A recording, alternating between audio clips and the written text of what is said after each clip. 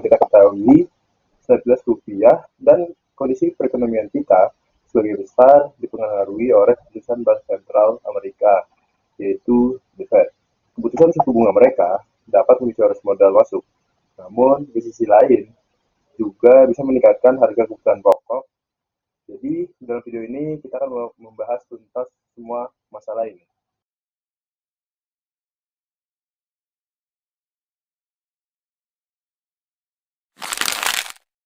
Mari kita mulai dari akar permasalahannya. Kebijakan moneter agresif The Fed di masa lalu, selama 2-3 tahun terakhir, The Fed secara gencar menaikkan suku bunga demi meredam inflasi di Amerika Serikat. Dampaknya bagi kita di Indonesia adalah arus modal keluar, yaitu dikenal sebagai capital outflow.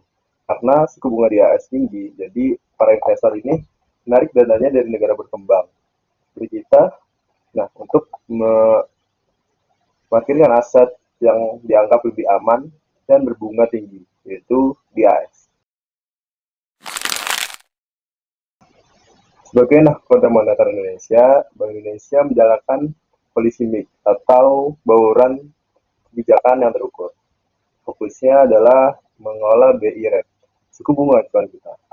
Ketika suku bunga The Fed tinggi, BI terpaksa mempertahankan atau menaikkan BI rate, misalnya di sekitar 5,75% demi menjaga rupiah agar modal asing tidak kabur. Ketika The Fed mulai melonggar, BI dapat mendapatkan ruang untuk memangkas suku bunga. Mengapa BI perlu menurunkan suku bunga? Tujuannya adalah domestik. Suku bunga yang rendah akan mengurangi biaya kredit bank. Hal ini diharapkan mendorong aktivitas pinjaman, meningkatkan investasi, dan pada akhirnya memacu pertumbuhan ekonomi. Di luar suku bunga, BI juga memiliki jurus andalannya, yaitu triple inversion. BI aktif di 3 pasar untuk stabilitas nilai tukar. Selain itu, ada instrumen baru seperti sekuritas rupiah Bank Indonesia yang bertujuan membuat rupiah atraktif bagi investor tanpa harus terlalu menaikkan suku bunga acuan. Jadi, jika skenario pemangkasan suku bunga The Fed berjalan, tekanan eksternal terhadap rupiah akan berkurang dan BI akan lebih leluasa fokus pada upaya mendorong pertumbuhan dalam negeri. Namun, kita harus tetap waspada. Ada satu faktor yang bisa mengagalkan semua skenario positif ini, yaitu ketidakpastian global dan geopolitik. Nah, konflik internasional ini memicu lonjakan harga komoditas global, terutama energi dan pangan. Mengingat kita masih mengimpor banyak kebutuhan, kenaikan harga minyak dan gandum di dunia secara otomatis meningkatkan biaya impor kita.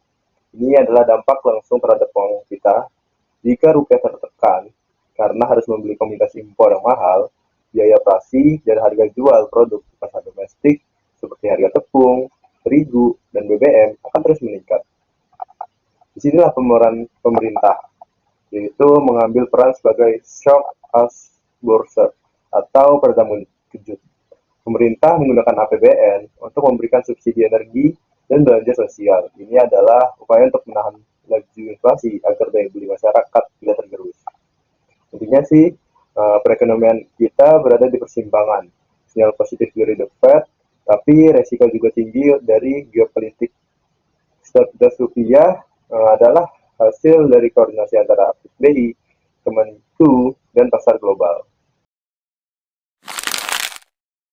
Mungkin sebagai kesimpulan dari akhir video, memahami pergerakan moneter global itu adalah kunci untuk memahami stabilitas keuangan ekonomi kita. Stabilitas ekonomi adalah fondasi dari harga-harga di sekitar kita. Dan untuk menghadapinya ini ada beberapa cara. Yang pertama, selalu pantau nih bank sentral seperti The Fed atau BI, supaya kita tahu nih bank sentral ini mau mengarah kemana. Yang kedua, itu adalah mengelola keuangan pribadi. Dengan perencanaan yang matang, kita bisa lebih memantau risiko yang kita punya. Nah, mungkin itu aja sih video dari saya. Semoga informasi yang saya sampaikan pada video ini bermanfaat buat kalian semua. Terima kasih.